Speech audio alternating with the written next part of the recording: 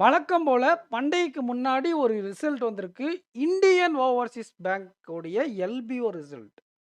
இந்த ரிசல்ட் உடைய பிடிஎஃப்ப நம்ம டெலகிராம் குரூப்ல வச்சிருக்கேன். நீங்க போய் உங்களுடைய ரிசல்ட்ட பார்த்துட்டு, உங்களுடைய ரிசல்ட் என்ன அப்படிங்கிறத கமெண்ட் செக்ஷன்ல கமெண்ட் பண்ணுங்க. கண்டிப்பா இந்த எக்ஸாம்ல நெறைய பேர் கிளியர் பண்ணியிருப்பீங்க. நெறைய பேர் கிளியர் பண்ணாம இருக்கிறதுக்கு நெறைய சான்சஸ் இருக்கு. ஏன் அப்படின்னா, இது ஒரு டைரக்ட் மெயின்ஸ் எக்ஸாம். அப்படிங்கிறதுனால நீங்க யாரும் வொரி பண்ணிக்க வேண்டாம். கிளியர் ஆன ஆஸ்பிரண்ட்ஸ்க்கு கங்கிராச்சுலேஷன். கிளியர் ஆகாத ஆஸ்பிரண்ட்ஸ் வந்து அடுத்த எஸ்பிஐ கிளர்க், ஐபிபிஎஸ் கிளர்க்கு ஃபோக்கஸ் பண்ணுங்க. அங்க வேக்கன்ஸீஸ் நெறைய இருக்கு. டெஃபினெட்லி உங்களால கிளியர் பண்ண முடியும். எந்த ஒரு டிமோட்டிவேஷனும் தேவையில்ல. இது வந்து டைரக்ட் மெயின்ஸ் எக்ஸாம். கரண்ட் அஃபேர்ஸும், இங்கிலீஷும் நல்லா பண்ணவங்களுக்கு டெஃபினட்டா கிளியர் ஆயிருக்கும்.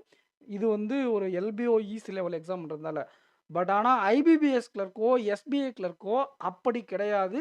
அது வந்து கொஞ்சம் ஒரு ஸ்ட்ராட்டஜியோட நம்ம எல்லா செக்ஷனும் ஹேண்டில் பண்ணா மட்டும் தான் கிளியர் பண்ண முடியும். இது வந்து எல்லாரும் ஆப்ட் ரீசனிங் பண்ணிட்டு, இங்கிலீஷ்லயும், கரண்ட் அஃபேர்ஸ்லயும் டிஃபரன்ஸ் காட்டி பாஸ் பண்ணக்கூடிய எல்பிஓ எக்ஸாம்.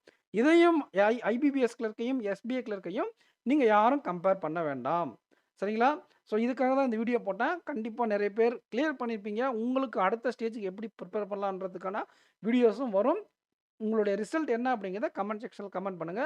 இதோ நம்ம டெலகிராம் குரூப்ல பிடிஎஃப் இருக்கு. ஓகேங்களா? கிளியர் பண்ணாத ஆஸ்பிரண்ட் எகைன் சொன்ன மாரி தான் இந்த எக்ஸாம் உடைய ஸ்ட்ரென்த் வேற, நம்மளுடைய ஸ்ட்ரென்த் வேறவா இருக்கும். அதனால நீங்க யாரும் வொரி பண்ணிக்க வேண்டாம். அடுத்த எக்ஸாம் ஃபோக்கஸ் பண்ணி கிளியர் பண்ணிடலாம்.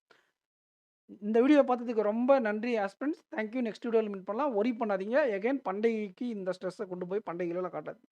நல்லா செலிப்ரேட் பண்ணுங்க. அதே சமயம் பிரிப்பரேஷன்ல இருங்க. ஐபிபிஎஸ் கிளர்க், எஸ்பி கிளர்க் ரொம்ப முக்கியம். Thank you.